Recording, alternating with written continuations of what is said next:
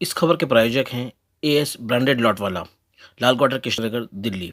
Delhi meat merchant association का एक delegation association के महासचिव हाजी इरशाद कुरैशी बाबा कुरैशी के नेतृत्व में दिल्ली के महापौर और डिप्टी मेयर से मिला। इन्होंने मीट कारोबारियों की समस्याओं को लेकर दिल्ली नगर निगम में पिछले काफ़ी समय से पेंडिंग चल रहे प्रस्ताव को लेकर भी बातचीत करी और उनकी समस्याओं का जल्द से जल्द निस्तार करने को कहा।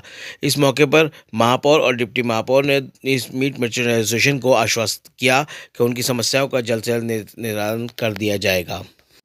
बाबा, दिल्ली के जो मीट मर्चेंट्स हैं उनकी मांगों को लेकर आज दिल्ली मीट मर्चेंट एसोसिएशन की तरफ से आप लोग यहाँ पे आए थे। मेयर और डिप्टी मेयर साहब से मुलाकात हुई थी, क्या रहा, क्या मामला तय हुआ? देखिए, हम डिप्टी मेयर साहब से और मेयर साहब से हमारी मीटिंग तय हुई। वो मीटिंग जो है बहुत कामयाब रही अभी, और हमने उन्हें जो भी प्रपोजल है उन्हें दे दिए हैं, और उन्होंने ये कहा है कि कल 12 बजे मीटिंग होगी कमिश्नर साहब के साथ और उस प्रपोजल पे बात किया जाएगा। और जो हमारा प्रपोजल था, जो पहले एक पॉलिसी बनी 2023 की एक पॉलिसी थी, उसमें 4 पॉइंट अमेंडमेंट के लिए हमने कहा गया था। पॉइंट है उसके अंदर लाइसेंस, जो पॉलिसी के अंदर फीस का कम करना, दुकानों की साइज़ का कम करना, और जो स्लॉटर हाउस की जो इलीगल दुकान सील हो जाती है उसकी फीस कम करना, और दुकान का साइज का करना, मंदिर की दूरी का। तो वो हाँ, चारों पॉइंट जो है उसमें हमारा डिस्कशन हो गया जैसे। तो हमने ये दे दिया है अपना। इसके अंदर हमारे सारे पॉइंट्स हैं इसके अंदर, और उसके अंदर हमने जो हाउस में जो प्राइवेट बिल पास हुआ था, हमने वो भी उनको साथ में लगा के दे दिया गया। और हमें उन्होंने, जो डिप्टी मेयर साहब ने हमें इस बात की वो सब दिया, भरोसा दिलाया है कि कल जो है 12 बजे मीटिंग होगी, और आप पार्टी की तरफ से जो भी है फ़ायदा जो दुकानदारों को पहुँचाएंगे उसके लिए वो हमेशा तैयार है। और हमें उम्मीद भी है, क्योंकि पहले से ये बिल जो है आली इकबाल और शैली अब्राई के ज़माने में ये बिल पास हुआ था, लेकिन किसी वजह से वो बिल जो है हो नहीं पाया था। बाबा, आप लगातार इस बिल को लेके जो है चक्कर लगा रहे हैं। पिछली बार भी क्योंकि शैली ओबराय से भी इसको लेके मीटिंग हुई है, मैं जो पूर्व मेयर थी, और उसके अलावा भी लगातार डिप्टी मेयर आले साहब से भी आपकी बातचीत होती रही, लेकिन क्या वजह मान रहे हैं, क्यों डिले हुआ है सब?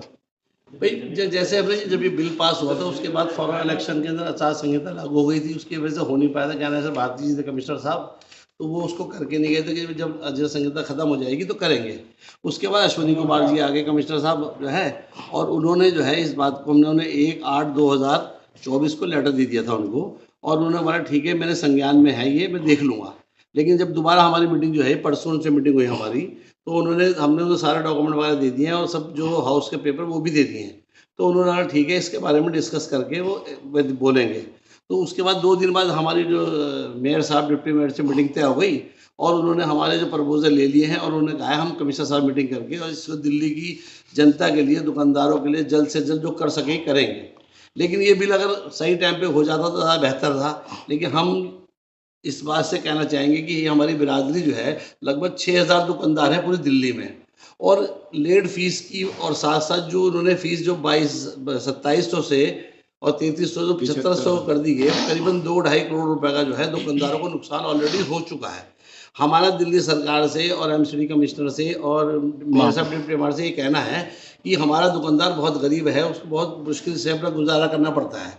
तो इस फीस को जितनी से जल्द कम कर दिया जाए, और दुकानों को हम चाहते हैं कि दुकान का साइज़ ठीक कर दें, जिससे लोग ज़्यादा से ज़्यादा दुकानें खोलें, और एमसीडी का जो करोड़ों रुपए, लाखों रुपए का नुकसान है, उन्हें उसको देखते हैं क्या होता है। इसके बाद हम उसके बाद जो भी आगे कार्रवाई होगी, अगर हमारा ये काम नहीं हो पाएगा तो फिर हमें इस बात को, मुद्दे को इलेक्शन में उठाएंगे।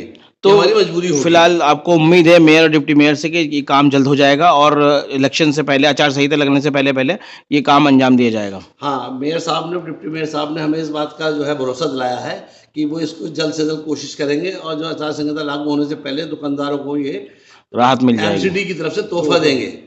और हमें उम्मीद है कि उनके हम तोहफे का इंतजार करेंगे।